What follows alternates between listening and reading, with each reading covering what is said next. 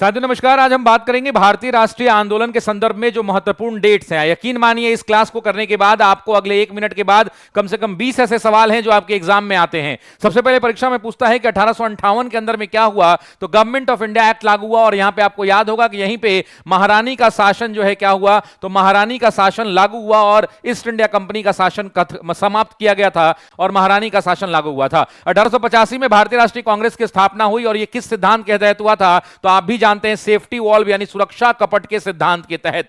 उसके बाद 1905 एक महत्वपूर्ण जगह आता है जहां पर बंगाल का विभाजन हुआ और आप जानते हैं बंगाल का विभाजन कब प्रभावी हुआ, तो 16 अक्टूबर 1905 को बंगाल में शोक दिवस के रूप में भी इसे मनाया जाता है।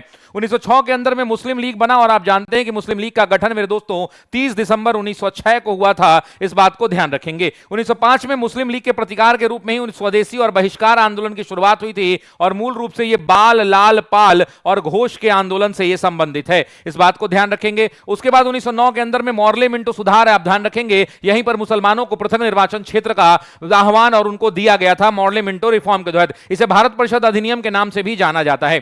1916 के अंदर में लखनऊ का समझौता हुआ था जहां पे दो बड़ी बातें हुई थी। एक हिंदू, एक जो नरम दल और गरम दल थे उनके बीच में समझौता हुआ और दूसरा भारतीय राष्ट्रीय कांग्रेस और मुस्लिम लीग के बीच समझौता हुआ था। और उसके बाद 1916 से 1920 का जो टाइम पीरियड है, यहां पर होम रूल लीग प्रभावी रहा। एक तिलक का होम रूल चला और दूसरा एनी बेसेंट का भी होम रूल आगे बढ़ा था।